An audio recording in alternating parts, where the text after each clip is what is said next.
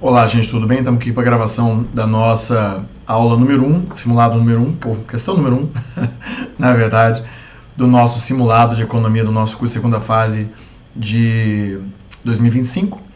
Então, eu trouxe aqui para vocês uma questão, aliás, para quem não me conhece, professor Rodrigo aqui, professor Rodrigo Armstrong aqui do Linguagem Diplomática, professor de economia. Nessa aula eu trouxe aqui para vocês uma questão razoavelmente de dificuldade média a difícil, sobre a relação de política cambial com o câmbio. E eu vou aproveitar a primeira metade dela, basicamente, fazer uma grande revisão envolvendo balanço de pagamentos e princípios de política fiscal. Porque, enfim, a gente não tem como prever exatamente o que vai cair na prova, então eu acho que seja mais seguro a gente aproveitar, pelo menos as nossas questões maiores, como é o caso dessa aqui, para a gente fazer uma boa revisão de temas que não estão necessariamente na pergunta. Então, a primeira metade da exposição vai ser basicamente sobre uma revisão geral envolvendo balanço de pagamentos e política fiscal. E no final a gente responde a pergunta propriamente dita, tá? É isso. Se ficar qualquer dúvida, vocês, por favor, entrem mensagem comigo. Pode ser pelo Telegram, pode ser pelo Instagram, ou até meu e-mail profissional, que é armstrong.cacd@gmail.com. Então, armstrong.cacd@gmail.com. E é isso. E estou aqui para ajudar vocês no que for necessário nessa reta final em direção às provas discursivas. Então vou ler com vocês o nosso enunciado. O dólar reverteu as perdas de mais cedo nesta sexta-feira, isso aqui é notícia de janeiro deste ano, e passou a subir em meio a preocupações dos investidores com o cenário externo com as contas públicas do Brasil. Em dia de agenda esvaziada de dados econômicos, o mercado se volta para o exterior, sobretudo China e Estados Unidos. Então tem esse comando aqui, esse texto aqui, que é de janeiro deste ano, no momento que o dólar estava bem alto, estava mais de R$6. E esse debate se acentuou ao longo desse ano, né? Basicamente o debate sobre política fiscal, que a gente tem um grande debate no Congresso nesse momento envolvendo política fiscal e reforma tributária, reformas estruturantes, como tem se chamado, como elas têm voltado à tona aí. E a relação com o câmbio é muito importante. Então, esse é o tema da pergunta. Como eu falei, eu vou aproveitar para fazer uma revisão geral. De qualquer forma, o comando diz o seguinte: levando em consideração o exceto acima e o atual cenário econômico brasileiro, discorra sobre a relação entre câmbio e política fiscal. Essa questão, a princípio, é muito simples. Nós vamos responder ela daqui a pouco, mas vamos começar com uma revisão, já que a gente vai falar de câmbio aqui. Quando a gente fala de câmbio, a gente está falando, obviamente, da relação de troca entre reais por dólares ou reais por qualquer outra moeda estrangeira. Essa relação se dá em entrada e saída de dólares do país, ou essa moeda estrangeira, apesar que a gente sempre tem o dólar como base, moeda de reserva internacional, e isso obviamente é contabilizado no balanço de pagamentos. Então vamos começar entendendo o balanço de pagamentos, que é bastante importante.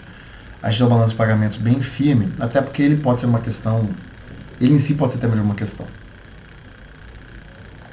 Então, como a maioria de vocês sabe, o balanço de pagamento é dividido em duas grandes contas: a conta de transações correntes, que registra os pagamentos e recebimentos relativos a transações realizadas de bens e serviços com o exterior, e a conta capital e financeira, que registra os fluxos de natureza financeira entre residentes e não residentes.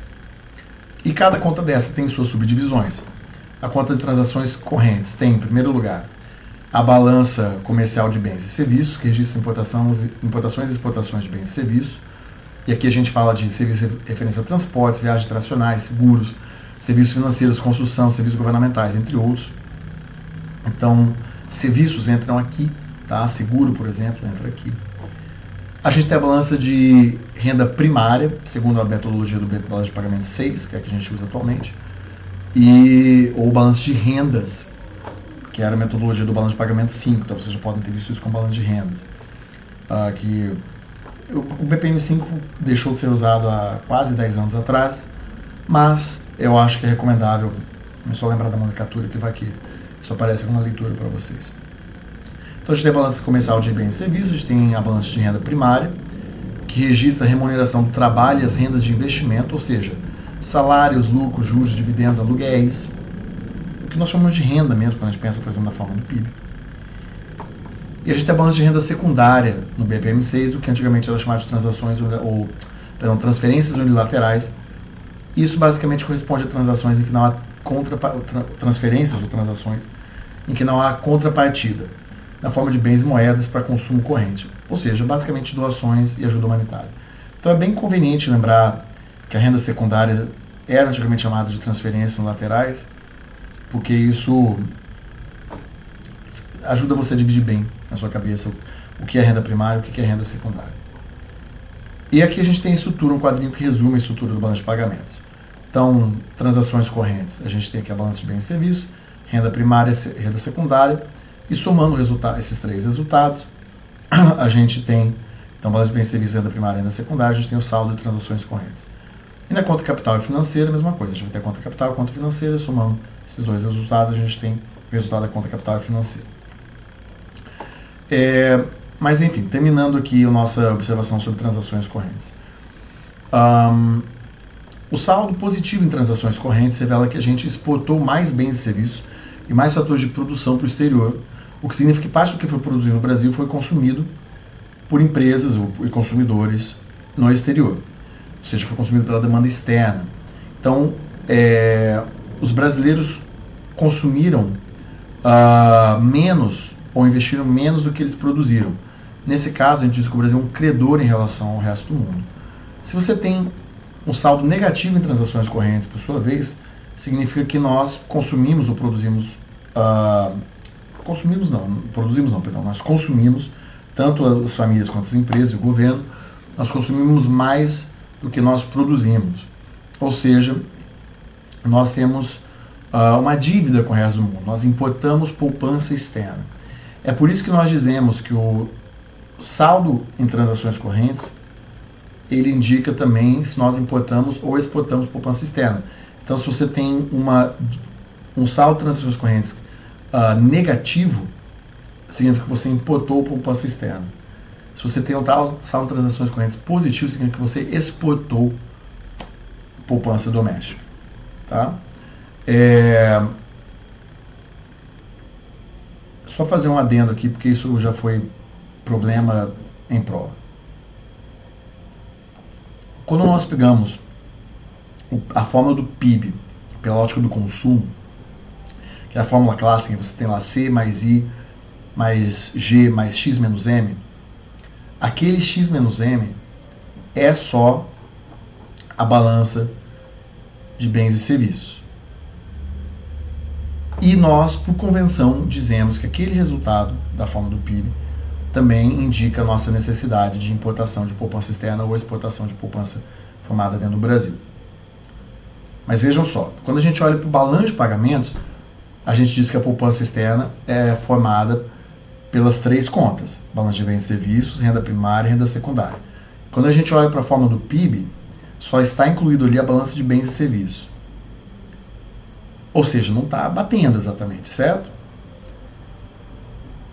Já tive muito aluno que ficou com dúvida profunda em relação a isso. E a resposta é simplesmente uma convenção contábil. Se você olhar para a balança, para a fórmula do PIB, você vai estar olhando para a balança de bens e serviços. Se você for procurar entender qual a necessidade de financiamento, de importação de poupança externa via o balanço de pagamentos, você vai olhar para a conta de transações correntes por completo, com as três balanças, de renda e serviço, de renda primária e renda secundária. Belezinha? Isso é só para não confundir vocês. É uma convenção. Não lutem contra isso, resumidamente, tá?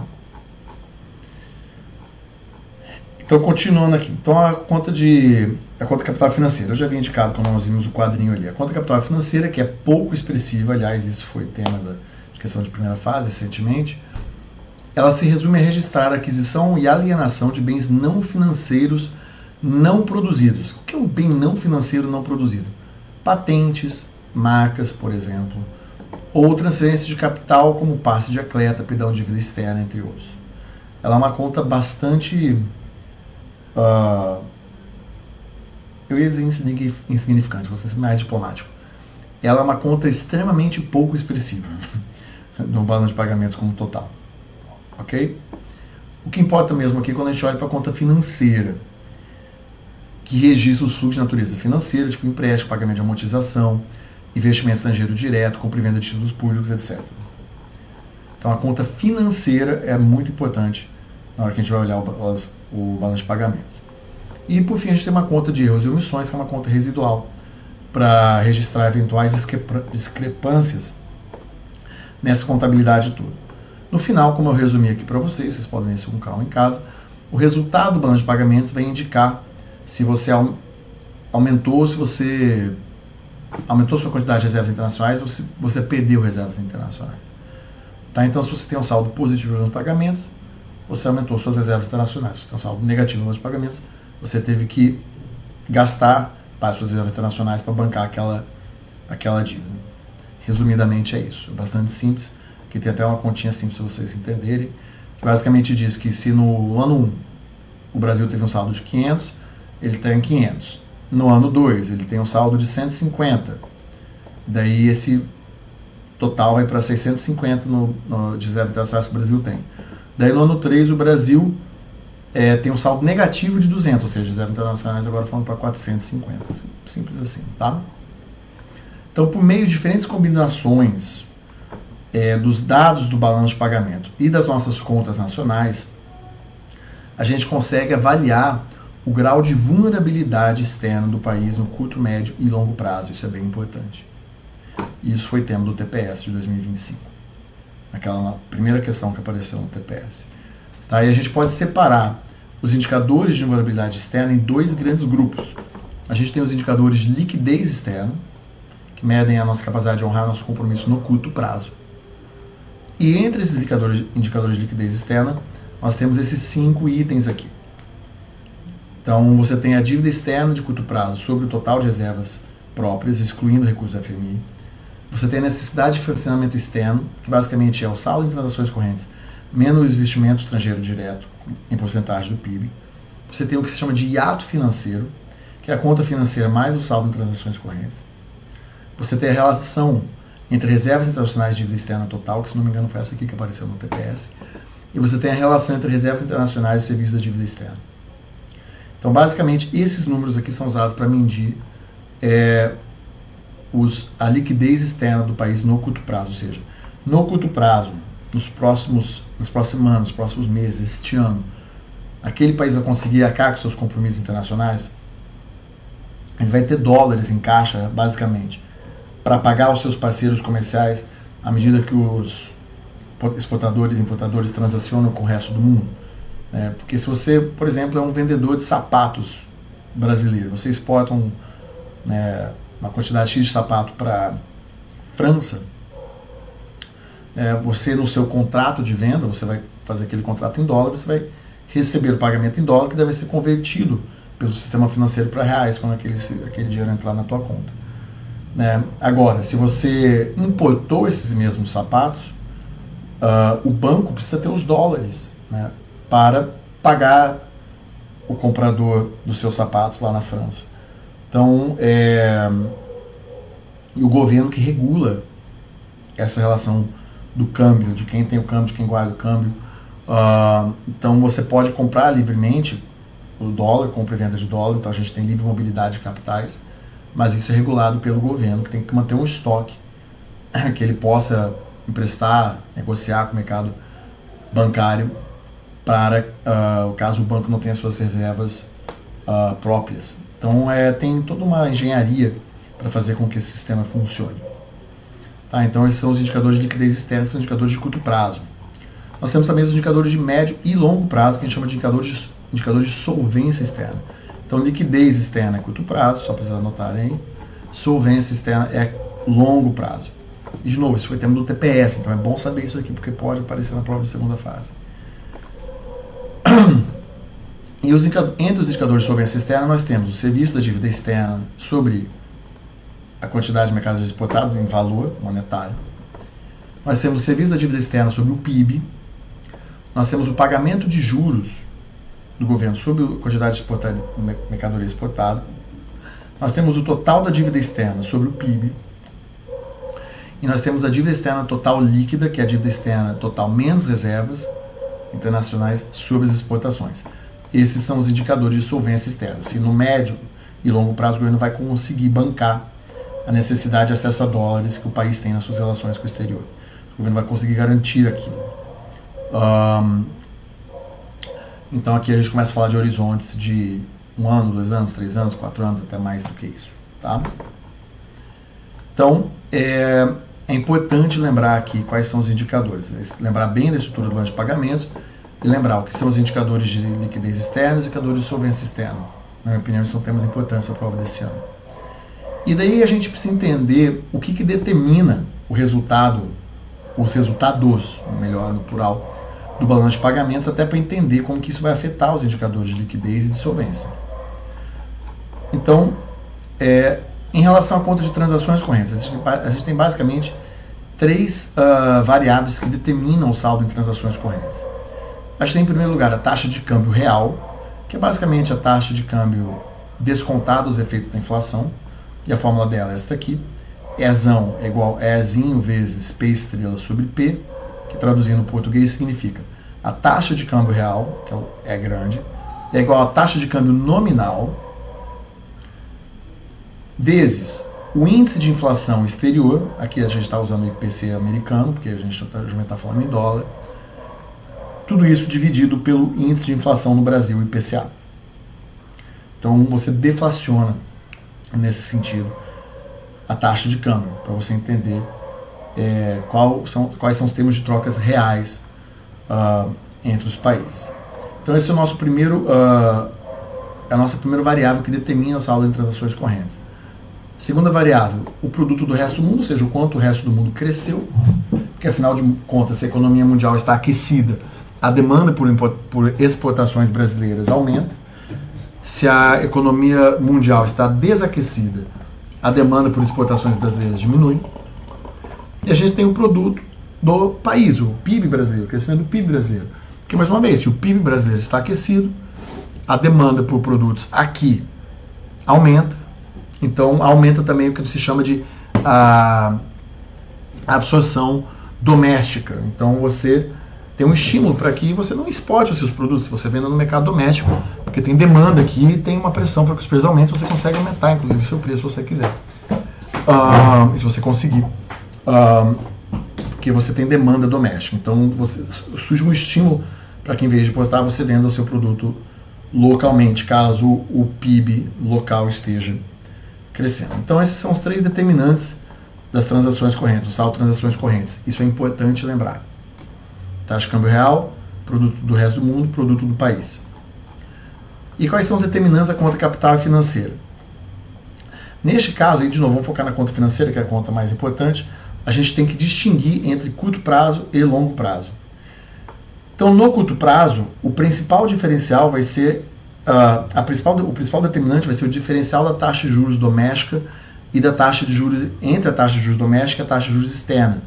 Atenção, isso aqui era a resposta da questão número 3 da segunda fase do ano passado, que era basicamente os determinantes do investimento de portfólio, que são os investimentos de curto prazo, basicamente compra e venda de títulos públicos e de ações, tá? Então, títulos da dívida. Então, a gente tem esse diferencial da taxa de juros doméstica e da taxa de juros externa como principal determinante, tá?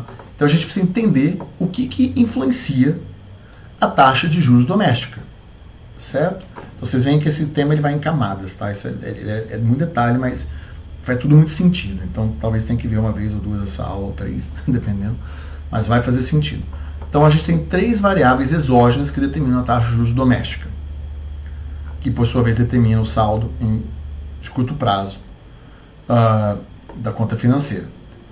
Os primeiros determinantes da taxa de juros doméstica são a taxa de juros externa, porque você pensa assim, o Fed, o governo americano, pelo menos até recentemente, agora que o Trump está sendo destruído com bastante rapidez, até recentemente o governo americano era o melhor pagador do mundo, em termos de honrar os seus títulos da dívida. Simplesmente pelo fato dele deter a moeda de referência nacional, que é o dólar. Como ele emite dólar, ele sempre tem a capacidade de honrar os seus títulos. Simples assim. Certo? Então, se você é um banco brasileiro, você que fala, me paga, e você tem que receber em dólar, se o governo lá não tem dólar reserva, ele emite e te paga. Então é impossível, nesse sentido, o governo americano quebrar. Por enquanto ele ainda deter a moeda de reserva internacional e, enfim, e se conseguir evitar toda a destruição que o Trump está causando. Então, o referencial à taxa de juros externa. Então, a gente sempre tem que pagar mais do que o governo americano paga para o investidor estrangeiro colocar o dinheiro dele aqui e não lá, porque lá é mais seguro. Essa é a lógica. Tá? Então, o primeiro determinante é a taxa de juros externa. O segundo determinante, o risco cambial. O que é o risco cambial? É a possibilidade ou não de haver uma desvalorização acentuada da taxa de câmbio que acabe gerando perdas para o investidor. Porque imagina ele bota o dinheiro dele aqui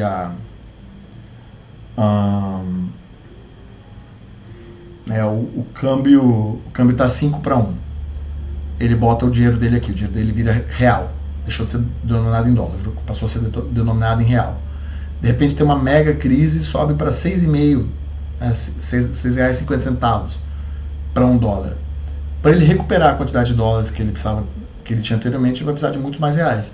Então a chance dele perder dinheiro é altíssima se houver uma desvalorização acentuada da taxa de câmbio. Então o risco cambial mede isso, a possibilidade de haver uma desvalorização acentuada da taxa de câmbio. E o risco país, que é o terceiro determinante, que é importante, está associado à possibilidade de o Estado quebrar e o investidor não conseguir resgatar o seu dinheiro. E aqui a gente já começa a tocar num dos pontos que vai ser da nossa resposta à pergunta que eu fiz efetivamente. Uma política fiscal frouxa contribui para aumentar o risco país. Porque se o governo vai devendo cada vez mais, a relação dívida-PIB dele vai piorando, é cada vez mais provável que esse governo tenha dificuldade de pagar aquelas dívidas. Então, o mercado começa a cobrar taxas de juros maiores para emprestar dinheiro para aquele governo, o que cria um efeito cíclico. Taxas de juros maiores, é cada vez mais difícil pagar, ele vai se endividando cada vez mais. Então, uma política fiscal frouxa que vai minando essa confiança, pode fazer com que o Estado quebre. A gente vai ver isso, bastante complicado, você tem um viés político, subjetivo, psicológico muito forte, a gente vai falar disso daqui a pouco, mas essa é a lógica tradicional. Tá? Então, mais uma vez, os determinantes da conta capital financeira, a gente vai dividir em curto prazo e longo prazo. No curto prazo, a gente está olhando para o diferencial das taxas de juros doméstica e internacional, e a gente tem que olhar, portanto, para o que determina a taxa de juros doméstica. Taxa de juros externa, risco cambial, risco país. Pois bem, e no longo prazo? No médio e longo prazo, a gente está começando a falar de não investimento de portfólio, mas de investimento estrangeiro direto, que são investimentos produtivos. Uma empresa que compra uma empresa brasileira e investe para expandir suas operações. Ou, por exemplo, uma empresa chinesa, como está acontecendo agora, a COFCO construindo um super mega armazém de processamento de soja e açúcar e outras como milho e outros commodities no Porto de Santos, que é um dos maiores armazéns de processamento de grãos, para exportação de grãos no mundo, investindo bilhões no Porto de Santos nesse exato momento. Isso é um investimento estrangeiro direto. Tá? Então é um investimento produtivo, não é um investimento em mercado financeiro ou título da dívida pública. E, nesse sentido, tem alguns fatores que influenciam os investimentos estrangeiros diretos, que são os investimentos de longo prazo. As expectativas de crescimento do país, o tamanho do mercado doméstico, o ambiente regulatório e tributário favorável aos negócios e a segurança jurídica, a previsibilidade jurídica de cumprimento de contrato. Eu estudei esse tema no meu doutorado. Não foi meu tema de tese de doutorado, mas estudei isso em alguns momentos do meu doutorado. Já indico para vocês que o principal, segundo a literatura da economia moderna, mais atual que tem, o principal determinante dos investimentos estrangeiros diretos é o fator número 2, o tamanho do mercado doméstico. Tá? Então, se você tiver um mercado doméstico grande, leia-se milhões e milhões de pessoas, como no caso do Brasil, ou de uma Índia, ou de uma China, nem se fala, Índia e China nem se fala, né? Mas enfim, uma Indonésia, por exemplo, uma Nigéria, mesmo que esse ambiente tenha um ambiente regulatório complicado, como é o caso do Brasil, ou ofereça pouca segurança jurídica, como é o caso na Nigéria, o Brasil está muito à frente da Nigéria em todos os outros na maioria dos indicadores, tá, gente? Só fazer uma comparação mais ampla aqui. Mesmo que esses países tenham alguma deficiência, digamos, algum desses itens, tendo um mercado doméstico grande, há bastante investimento estrangeiro direto. Isso explica em grande parte porque o Brasil, mesmo com toda a crise política vivida ao longo dos últimos 10 anos, 10, 11 anos, e pouco crescimento do PIB, mesmo assim o Brasil continua na lista dos top 5, né, países que mais recebem investimento estrangeiro direto, na maioria dos anos. Tá? Então, andando aqui. Revisãozinha de setor público, né? Economia do setor público, política fiscal. De novo, então eu acho que esses temas que a gente mencionou aqui em cima podem aparecer na prova para vocês, por isso que eu estou aproveitando nossa aula para fazer essa grande revisão aqui. Então, o que é a política fiscal? Bom, o objetivo da política fiscal é aumentar ou diminuir a demanda agregada para promover estabilidade econômica, amortecendo flutuações de ciclos econômicos por meio de variáveis que determinem ou pertencem ao orçamento público.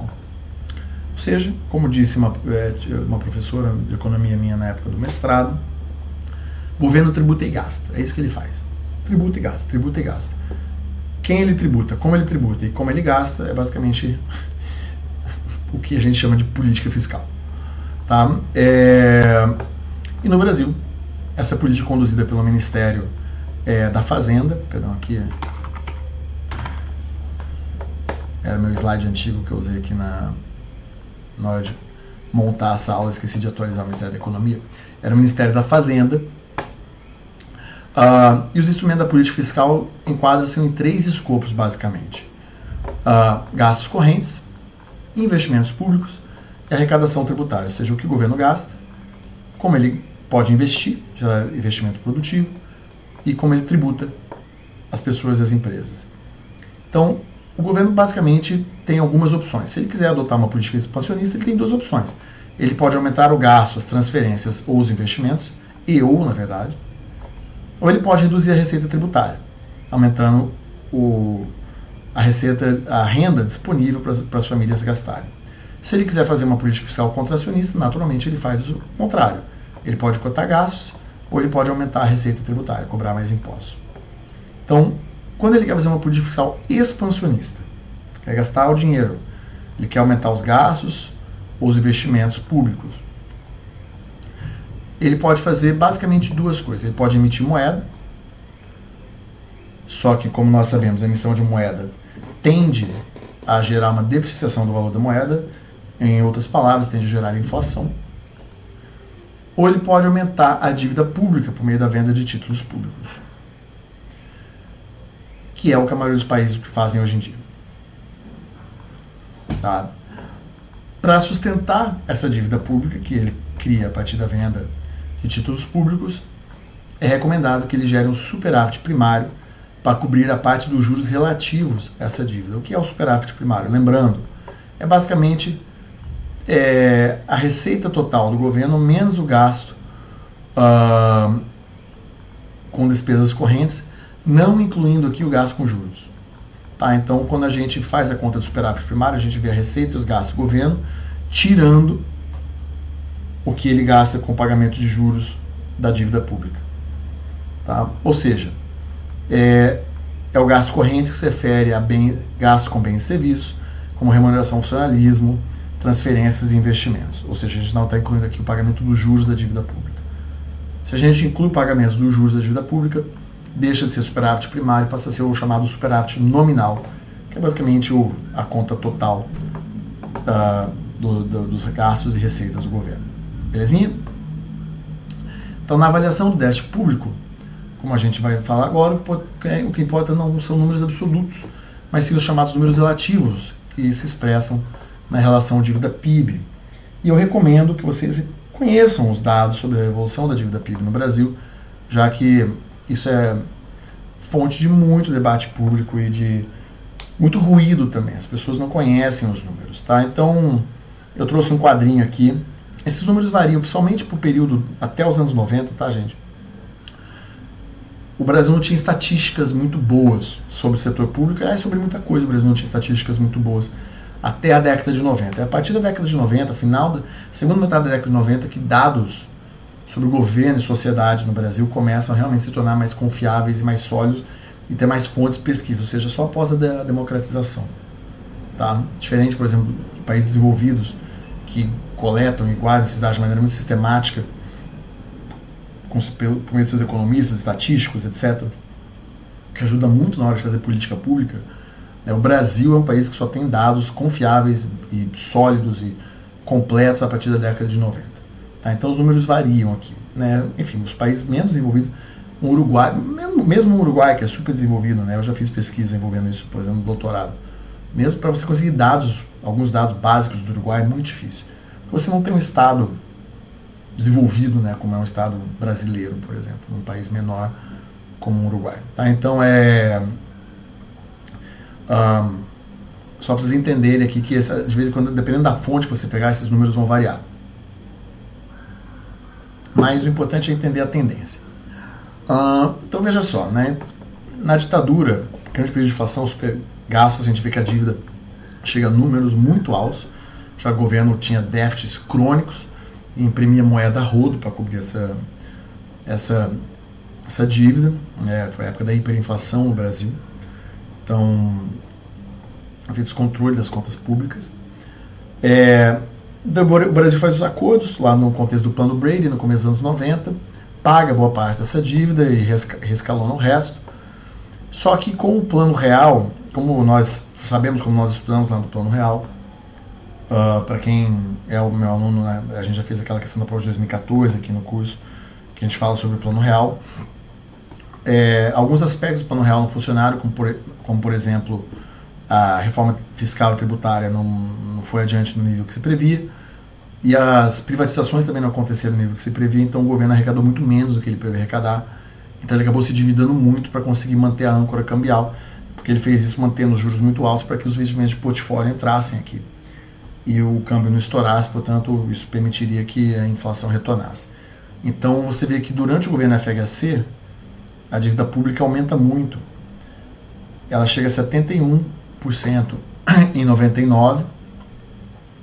O Brasil, aqui é quando se adota o regime de metas de inflação, tem algumas reformas, e ela começa a subir de novo até chegar no pico 76% em 2002,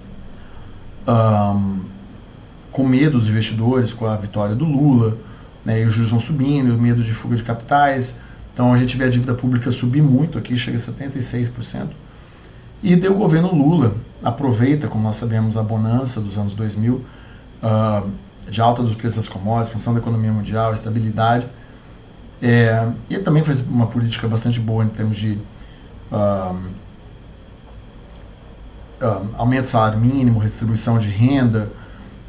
Então isso gera um momento de crescimento, né, o que ficou conhecido em parte da literatura econômica, por exemplo, no livro da Laura Carvalho, de milagrinho, né, que foi um período de forte crescimento econômico, com inflação estabilizada e aumento da renda. Então você vê que a relação dívida-PIB cai muito aqui durante o governo Lula, só que com a crise de 2008, 2009 ela começa a subir de novo, e daí a gente começa a entrar naquele período que a crise chega de vez aqui no Brasil, lá 2013, 2014, né, o governo Dilma tenta estimular a economia com cortes de gastos e principalmente com muita isenção tributária, que nunca foi embora. Então, né, quando a gente fala de reformas tributárias no Brasil hoje, a gente fala muito de recuperar a capacidade arrecadatória que o governo tinha até aqui, porque o governo Dilma tentou firmar esse pacto com o setor empresarial no sentido de oferecer cortes de impostos e subsídios, e a partir do momento que essas empresas, né, que já tinham muita influência no Congresso, começaram a lutar, esses impostos não voltaram, os subsídios foram só aumentando, então isso contribui muito para desequilibrar as contas públicas. E daí, com a crise política que vai afetando o crescimento da economia, a gente vê a dívida começar a aumentar bastante a partir de 2015 e 2016, principalmente com o governo Temer, que apesar de todos os cortes de gastos. Então aí a gente tem aqui os dados gerais, tá? De novo, aqui as fontes vão variando, essa fonte aqui do Banco Central. Então, em 2017, você vê que começa a estabilizar, só que daí no contexto da Covid-19, obviamente com todos os gastos do governo, a dívida pública chega a quase 90% do PIB. O governo começa a fazer várias reformas mais uma vez. Aqui durante o governo Temer, quando o teto de gastos foi aprovado, aliás, e daí a dívida volta a baixar aqui, e ela voltou a subir um pouco agora em 2023, 2024, então a gente chega nesses dados mais recentes aqui, já pegando o fim de 2023 até o final do ano passado. Então a gente vê que a dívida pública hoje está girando em torno de 78% do PIB, 77% do PIB. No final do ano passado, inclusive, foi a notícia que ela tinha baixado para 74% do PIB de novo, dependendo da fonte, Mas, ou seja, está em torno de 76, 77% do PIB. Moral da história, ela já foi bem mais alta, ela já chegou lá na casa dos 90%, no começo dos anos 90. De novo, esses dados não são exatamente confiáveis, mas a gente sabe que durante a década de 80 ela é muito alta. Ela chegou a mais de 80% aqui, mais ou menos em 2017. Daí, com a aprovação do teto de gastos e algumas outras reformas, ela foi caindo, cresceu muito com a Covid, chegou a quase 90% no período da Covid. Isso foi comum no mundo inteiro, o governo teve que vir ao resgate da economia no contexto da pandemia, e dela voltou a cair, e neste momento ela está razoavelmente estável. Mas, de novo, a desinformação é muita na hora que esse debate surge aí na televisão, nos jornais, e às vezes falta um pouco dessa perspectiva histórica, tá? Então, acho que é bom vocês conhecerem qual a relação de dívida PIB do Brasil hoje, que está em torno aí de 77% do PIB, 78%, algo entre 74% e 78% do PIB, dependendo dos dados que a gente for ver no final do ano. Só a título de comparação, só para vocês entenderem, tá? Isso vai também variar de acordo com a fonte, mas eu trouxe aqui para vocês, olha só. O ChatGPT eu pedi para ele verificar aqui as relações dívida PIB. Então, por alguns países, China, em torno de 84% do PIB em 2024. Então, segundo esta fonte aqui, isso aqui pode variar, tá? A gente está falando aqui de 84% do PIB. Índia, tá? Estou pegando países comparáveis com o Brasil, 54,8%, segundo o World Economics. Rússia é baixíssimo, tá? 20,3%, mas é porque a Rússia também não é um país que trabalha com mobilidade de capitais. A Rússia, principalmente desde a guerra da Ucrânia, foi excluída do sistema SWIFT, então a Rússia não é muito integrada no sistema financeiro internacional liderado pelos americanos, então obviamente a Rússia se financia de outras maneiras. Estados Unidos, isso aqui varia muito, tá? Aqui está dizendo 99%, mas se a gente pegar aqui, ó, US Debt to GDP, a maioria dos dados indicam isso aqui, ó, 120%, tá? Tem gente falando que vai chegar a mais de 200%, tá? Então olha aqui, no segundo Microtens está 114%, vocês veem que variam dependendo da fonte, tá? De como isso aqui é calculado. Mas, moral da história, assim, a gente pode presumir, ó, Department of Treasury, em 2013, vamos pegar aqui um dado, Federal Reserve Bank, St. Louis. Só pegar um dado mais concreto aqui. Macro Trends. Mas, assim, basicamente, a maioria das fontes em relação aos Estados Unidos vão dizer que é em torno de 120%. Tá? Então, 120%, exatamente como está aqui, tá vendo? Então, ou seja, é bastante alto. E no caso, por exemplo, da Alemanha. A Alemanha é um país que tende a ter a menor relação de dívida PIB entre os países desenvolvidos. Então, 62,4%. Algumas fontes falam em torno de 65%, 70%, mas em geral está em 65%, 70%. França, 110%, algumas fontes chegam a falar em 130%. Tá? Então vai estar nesses cento e poucos baixos, dependendo da fonte como calculado. O Japão é o mais impressionante de todos, né? Porque o Japão tem uma economia que cresce muito pouco desde o final dos anos 80, 234,9%, né? Eu já vi estimativas que chegam a ser 240%. E a Argentina, título de comparação, 85,33%, mesmo com todos os cortes de gastos do Milei. Então, eu acho interessante ver esses dados só para entender também que o Brasil não está fora da curva, tá? Então, às vezes a gente vê o nível do debate aqui na mídia brasileira, que é, né, muito alto, na minha opinião. Na maioria das vezes não é muito alto. Então é bom entender essa relação do ponto de vista mais concreto, entender realmente assim, qual situação está o Brasil. Beleza, então essa foi a nossa revisão geral aqui até agora. Tá? Então falamos do estudo do balanço de pagamentos, os índices de liquidez, índice de solvência, externa, e a gente viu aqui, fez uma revisão rápida aqui de política fiscal, entendemos como o governo tributa e gasta e relação dívida PIB brasileira. Tá? Então, comparado com o resto do mundo, eu acho que são temas que podem vir a aparecer para vocês na prova, estão todos relacionados com o tema efetivamente dessa questão, que é o que nós vamos ver aqui agora, que é a relação entre política fiscal e câmbio. Tá? Então, nós já vimos isso aqui, só para revisar, então a gente vai olhar aqui para os determinantes da conta financeira. E mais uma vez, no curto prazo a gente tem o diferencial da taxa de juros externa e doméstica, porque aqui a gente vai falar mais uma vez do risco país e do risco cambial. Tá? Onde que o câmbio se relaciona diretamente com a política fiscal.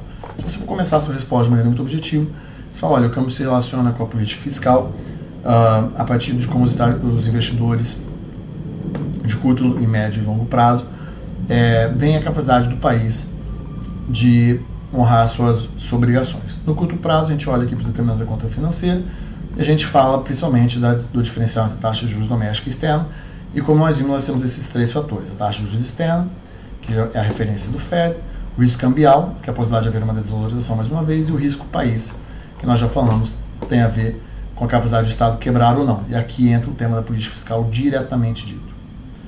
Tá? Então, essa é basicamente a relação entre política fiscal e política cambial. Quando você pode inclusive mencionar os determinantes de longo prazo, só voltando aqui em cima, a gente pode voltar para os determinantes de longo prazo, porque obviamente os gastos do governo afetam as expectativas de crescimento do país. Tá? O ambiente tributário e a segurança jurídica vai depender, mas o ambiente regulatório e tributário e as expectativas de crescimento também são afetadas por como o governo executa a sua política fiscal.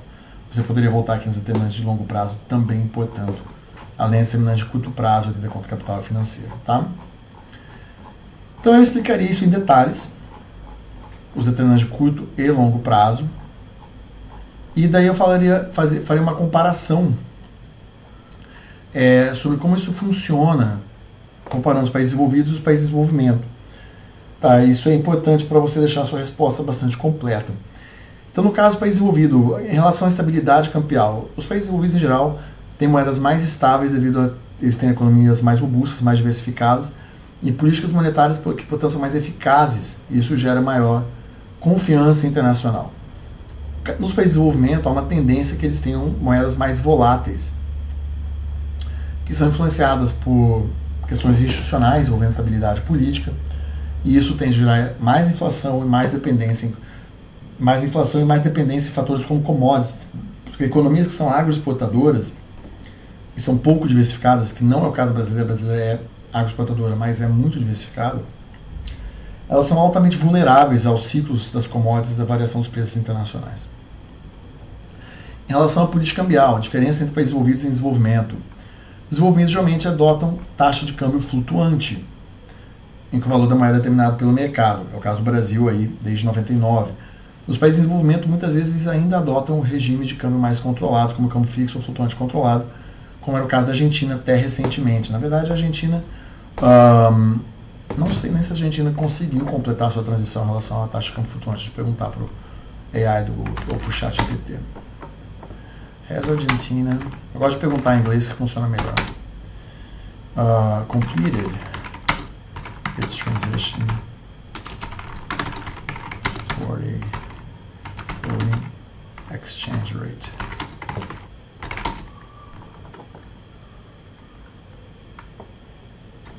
Aí me deu a resposta. Não, pelo menos ainda não, exatamente. Ainda permanece um sistema de administração flutuado. É abril de 2025, regime de flutuação controlado, exatamente. Crawling peg. Um crescimento internacional. Isso, ainda tem um sistema que é flutuação controlada, tá?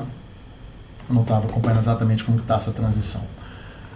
Enfim, então, os países desenvolvidos, em geral, adotam o câmbio flutuante, como no caso do Brasil, os desenvolvimento, regimes mais controlados. Essa comparação com a Argentina, aliás, é bem útil para a gente lembrar disso. Reservas internacionais. Os países envolvidos geralmente possuem reservas internacionais robustas, que proporcionam uma capacidade maior de intervenção no mercado cambial quando necessário. Caso, mais uma vez, do Brasil. Por isso que eu falo que o Brasil está numa posição bastante sofisticada e confortável em relação a vários desses fatores aqui. Os países de desenvolvimento, em geral, têm reservas menores e, portanto, eles têm menor capacidade. De novo, no caso da Argentina, que vive tendo que recorrer ao FMI depois de décadas e décadas de mau gerenciamento da economia. Acesso a mercados internacionais. Os países desenvolvidos geralmente têm mais acesso e conseguem levantar fundos dos mercados internacionais. Os países de desenvolvimento e já enfrentam mais dificuldades no levantamento desses fundos para obter financiamento externo, por exemplo.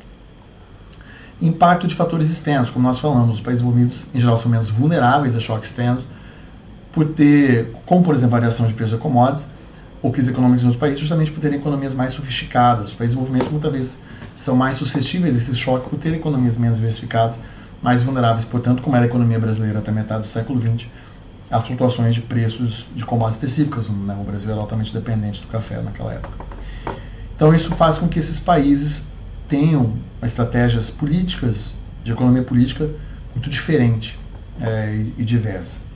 Como nós vimos, o Brasil já evoluiu muito aí, ao longo dos últimos anos em direção a basicamente condições que são enfrentadas pelos países envolvidos. Moedas conversíveis e não conversíveis, o que vale talvez mencionar na sua resposta, mas eu acho que é importante para a nossa revisão aqui. É importante entender o que é uma moeda conversível e uma moeda não conversível. O que é uma moeda conversível? São aquelas que costumam ser aceitas fora do seu país de origem. A moeda conversível por excelência é o dólar e, em segundo lugar, o euro. Tá? Mas existem algumas outras moedas que são largamente aceitas fora do seu país de origem.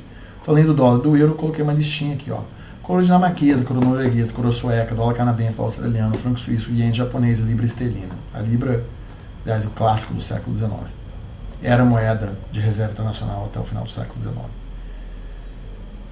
O real brasileiro não é uma moeda conversível. Tá, então, ainda que nós sejamos um país moderno, com um mercado financeiro e bancário bem estabelecidos, ainda existe, segundo a percepção internacional, pouca estabilidade jurídica e jurisdicional, e o real ainda é também uma moeda nova. Tá, mas mesmo que o real não seja uma moeda conversível, ele é já utilizado em diversos casos para pagamentos internacionais sem necessidade de câmbio. Como vocês sabem, é o contexto do sistema de pagamentos em moedas locais, utilizado no contexto do Mercosul, com a Argentina, Uruguai e Paraguai. E também existem negociações envolvendo empresas, cidadãos de outros lugares que podem permitir que o Brasil transacione sem envolvimento do dólar. Então existe, por exemplo, essa ambição no âmbito dos BRICS, como vocês sabem. Ao contrário do que às vezes é reportado aí pela mídia, né, não há nenhuma tentativa ou nenhum processo formal, nenhuma ambição formal de se criar uma moeda dos BRICS, mas as negociações estão andando para que haja um sistema de pagamentos em moedas locais, né, para que os países do BRICS consigam transicionar sem ter que recorrer ao dólar. Algumas especificidades latino-americanas que também vale a pena que vocês conheçam, nesse sentido do câmbio e da política fiscal, tá, e das tendências macroeconômicas dos países latino-americanos. Então, na América Latina existe um alto grau de dependência de influxo de dólares oriundos de exportações de commodities, como nós falamos em relação aos países envolvidos aqui, em desenvolvimento aqui. Isso faz com que esse país também se torne muito dependente de financiamento externo. Isso influencia o poder do mercado de ditar os rumos da política fiscal e cambial. Então, ou seja, essa dependência desses influxos dá muito poder ao mercado sobre a política doméstica, política econômica doméstica desse país. Então, como ressalta o trabalho da Daniela Campelo, que foi minha professora no doutorado na FGV, nesse livraço dela, The Politics of Market Discipline in Latin America, ela mostra como alguns fatores estruturais, como a dependência da commodity e a vulnerabilidade às taxas de juros internacionais, afetam os governos da América Latina. Tá? E só para vocês terem uma ideia, neste livro aqui, ela mostra como índice de aprovação do governo, inclusive a probabilidade de um presidente terminar o seu mandato na América Latina é muito influenciada pelas taxas de juros internacionais e pelos preços da commodities. Basicamente, se um governo como foi os dois primeiros governos Lula, se ele pega um período de valorização das commodities, baixas taxas de juros internacionais, os índices de aprovação dele vão lá para cima, os presidentes tendem a ser reeleitos. Se por outro lado o governo pega um período de crise no mercado de commodities internacional ou alta da taxa de juros americana, a chance de o presidente terminar seu mandato cai muito. Aconteceu, por exemplo, com a Dilma e com diversos outros presidentes da América do Sul e da América Latina nos anos 2010, que a gente esquece que isso também aconteceu no resto do continente. Então, isso é mais um exemplo da vulnerabilidade que a gente falou, de economias que se baseiam na explotação de commodities e que são pouco diversificadas. Tá? No caso da América Latina, principalmente da América do Sul, o Brasil é de longe a economia mais sofisticada, por ter um sistema bancário muito desenvolvido, tem um setor de serviço muito desenvolvido, ter indústria, mas ainda assim nós sentimos essa vulnerabilidade aqui. Então imagina como é num país como a Argentina, justamente. É um país que vive exportação de commodities alimentícias e cada vez mais de petróleo e alguns outros minérios e recursos naturais, mas com uma indústria pouco desenvolvida, um setor de serviço pouco desenvolvido. Chile, né? O Chile, a gente tem essa imagem do Chile ser um país que se deu muito bem, mas o Chile é muito vulnerável, né, a este tipo de flutuação, e ele enfrenta ondas de crise política com certa frequência, justamente por ter essas economias mais vulneráveis, por ter uma dessas economias mais vulneráveis, tá? Enfim, algumas observações sobre tendências internacionais aí que podem também te ajudar numa eventual resposta. O governo Trump no Brasil, como vocês sabem, as políticas americanas as políticas que têm sido adotadas pelo governo americano são políticas que geram pressão inflacionária. Então, por exemplo, essa intervenção que o governo americano está fazendo neste momento no Fed está aumentando os juros de longo prazo do governo americano. E lembrando que juros altos nos Estados Unidos tendem a gerar a saída de dólares do Brasil e do mundo em desenvolvimento. Além disso, tem todo o protecionismo, né? Então, o tarifaço prejudicando o acesso de produtos brasileiros, dos produtos brasileiros ao mercado americano, a OMC completamente paralisada. Isso gera, em geral, uma tendência de desvalorização do real perante o dólar no longo prazo, tá? A gente vai já comentar porque que esse ano o real tem se valorizado. China e a taxa de câmbio brasileira. Há expectativa de que a China cresça menos esse ano, então a economia chinesa não tem crescido a taxas tão altas como ela cresceu no passado, e a dúvida se ela vai continuar mantendo taxas mais altas de crescimento no médio e longo prazo. Isso geraria menor demanda pelas commodities brasileiras, o que seria menos dólares entrando no Brasil, o que reforçaria uma tendência de desvalorização do câmbio. Mas, como eu acabei de dizer, em 2025 o real tem se apreciado devido a alguns fatores. Então, no caso do Brasil, o juros está muito elevado, a taxa Selic está 15%. Então, como nós mencionamos ali, explicamos os investimentos de portfólio, isso atrai capital estrangeiro, fortalece o real. Os juros no curto prazo dos Estados Unidos estão em queda, principalmente inclusive devido a essa pressão do Trump. Isso reduz a atratividade do dólar no curto prazo. Existe uma expectativa de controle cada vez maior da inflação e de responsabilidade fiscal. Então, todos os pacotes que estão sendo negociados aí no âmbito do governo, como falei, reformas estruturantes, reforma fiscal, reforma tributária, isso tende a estabilizar o mercado e reforçar a confiança. A gente tem muitos fluxos de empresas multinacionais que estão buscando mercados estáveis, e o Brasil, no mundo que está em ebulição, como você sabe, é um país que apresenta relativa estabilidade, então isso aumenta a demanda por real, e a economia brasileira tem apresentado dados fortes de crescimento e de emprego, o que também reforça o interesse pelo Brasil e pelo real como moeda. Ou seja, é um cenário desafiador do Brasil, mas tem muitas coisas positivas em relação ao Brasil aí, neste momento. Tá? A questão é muito mais política no Brasil do que necessariamente econômica nesse momento. Então, se a gente fosse fazer um comentário sobre como o Brasil pode lidar com esse cenário todo, eu faria esse comentário aqui, né, que há uma necessidade de avanços, reformas fiscais, fiscal política, reformas estruturantes, como se diria, vou colocar aqui. Voltou à tona esse termo, reformas estruturantes. A necessidade de se cuidar das relações entre executivo e legislativo, começava essa crise política que nunca acaba no Brasil, aí, já faz mais de 10 anos. No cerne dela está a relação entre executivo e legislativo, toda a questão do centrão, orçamento secreto, formação de governabilidade. Então, historicamente o Brasil sempre teve essas dificuldades desde o Império, né? Afinal de contas naquela época já tinha um poder moderador para lidar com isso. Então até hoje esse problema não foi resolvido, ele foi melhorado, né, com a nova república, mas ele não foi resolvido, então essa é uma questão que continua aí no cerne da economia política brasileira. É necessário que o Brasil consiga investir em infraestrutura, então essas parcerias que têm sido anunciadas, aí, por exemplo, com empresas chinesas são muito bem-vindas, e nesse sentido é preciso gerar ganhos de produtividade e continuar essa diversificação de parcerias, principalmente no contexto do tarifaço americano e dos Estados Unidos aí tentando botar fogo no parquinho em relação à ordem liberal internacional. Certo? Enfim, gente, então uma aula bem densa aqui, mas que eu acho que eu consegui nela revisar aí muitos temas essenciais que na minha opinião podem aparecer para você. Eu fiquei 55 minutos de aula aqui basicamente. Cobriu muita coisa em pouco tempo. Tá, espero que essa aula ajude vocês de verdade. E se for qualquer dúvida, como sempre, me manda aquela mensagem. E é isso, gente. Um forte abraço. Até mais.